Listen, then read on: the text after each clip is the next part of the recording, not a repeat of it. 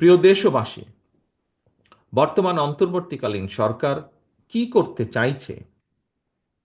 রাষ্ট্র মেরামতের জন্য অন্তর্বর্তীকালীন সরকারের আর কত মাস কিংবা কত সময়ে প্রয়োজন, সেটি জানার অধিকার জনগণের রয়েছে। সরকার জনগণের সামনে তাদের আগামী দিনের কর্মপরিকল্পনার রোডম্যাপ ঘোষণা করলে এটি একদিকে জনগণের কাছে সরকারের স্বচ্ছতা এবং জবাবদিহিতাকেই নিশ্চিত করবে, অপরদিকে প্রশাসনিক কার্যক্রমেও গতিশীলতা বাড়বে। তবে অন্তর্বর্তীকালীন সরকারের আগামী দিনের কর্মপরিকল্পনার রোডম্যাপ ঘোষণার কথা শুনলেই যদি উপদেষ্টাদের চেহারায় অস্বস্তির ছাপ ফুটে ওঠে, সেটি হবে অবশ্যই গণ আকাঙ্ক্ষা বিরোধী। সরকার তাদের সকল কার্যক্রমের মাধ্যমে জনগণের কাছে যত বেশি স্বচ্ছ থাকবে, জনগণও সরকারের প্রতি তত বেশি সমর্থনের হাত প্রসারিত রাখবে। প্রিয় ভাই বোনেরা, প্রায় প্রতিদিন দেশের কোনো না কোনো হাসপাতালে ডেঙ্গুতে মানুষের মৃত্যু অব্যাহত রয়েছে। হাসপাতালের চিকিৎসা খরচ যোগাতে অনেকের জীবনে নাভিশ্বাস উঠেছে। এর পাশাপাশি নিত্য প্রয়োজনীয় দ্রব্যমূল্যের লাগামহীন ঊর্ধ্বগতিতে দিশেহারা সমাজের প্রায় প্রতিটি মানুষ। প্রতিদিনের সংসারের ব্যয় মেটাতে জনগণকে যুদ্ধ করতে হচ্ছে।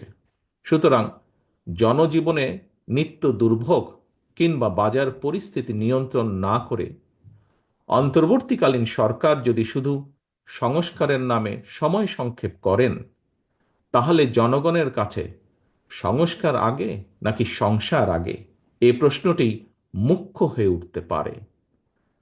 দুর্ভোগ বর্তমানে মেনে নিলেও জনগণ এখনো সরকারের বিরুদ্ধে তেমন উচ্চ বাচ্য করছে না, কারণ জনগণ বর্তমান অন্তর্বর্তীকালীন সরকারকে সফল দেখতে চায়। তবে আগেও বলেছি, আজও উল্লেখ করতে চাই, অন্তর্বর্তীকালীন সরকার নিজেরা নিজেদেরকে সফল দেখতে চায় কিনা তা তাদের কার্যক্রমের মাধ্যমেই প্রমাণ করতে হবে। প্রিয় ভাই বোনেরা, একটি দেশের জন্য 54 বছর সময় কম নয়। এ কথাটি গতকাল একজন প্রতিবন্ধী ভাই উনি উল্লেখ করেছেন তার কিছু কথা বলতে গিয়ে। লাখো মানুষের রক্তের উপর দিয়ে দেশের জনগণ আজ এক অভূতপূর্ব ঐক্যের মোহনায় এসে দাঁড়িয়েছে। এই ঐক্যকে কাজে লাগিয়েই একটি বৈষম্যহীন বাংলাদেশ গড়ার লক্ষ্যে আমাদেরকে এগিয়ে যেতে হবে।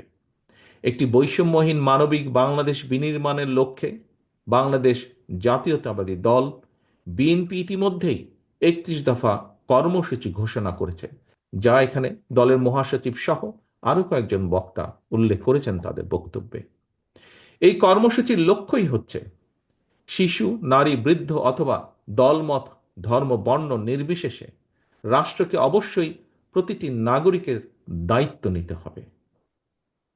পরিশেষে আমি বিএনপির সর্বস্তরের নেতাকর্মীদের প্রতি আহ্বান জানিয়ে বলতে চাই, সকল অস্পষ্টতা কাটিয়ে অচিরেই নির্বাচনী রোডম্যাপে যাত্রা শুরু করবে আমাদের এই প্রিয় বাংলাদেশ।